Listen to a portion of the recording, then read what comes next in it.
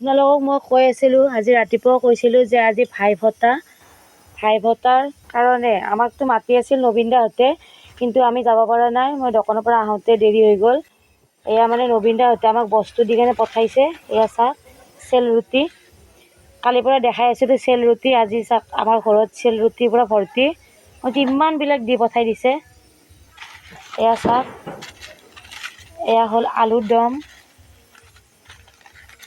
এইবিলাক মিঠাই, এয়া মিঠাই, তাৰপিছত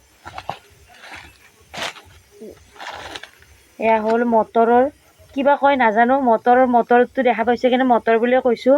এয়া হ'ল মূলা চাটনি। মানে ইমানবিলাক বস্তু দি পঠাই দিছে। আমাৰ এতিয়া খোৱা মানুহ নাই, তথাপিতো বহুত দিছে। যি নহওক, নবীন দাহঁতৰ ঘৰত আমি ইমান বছৰে থাকি আমাক নিজৰ বুলিয়ে ভাবে, সেইকাৰণে যিকোনো কামতে নহওক মাতে আমাক, কিন্তু আমিয়ে বেছি নাযাওঁ। কিন্তু নগ'লে মানে আমাৰ কাৰণে দি পঠায়েই আৰু দি পঠায়েই।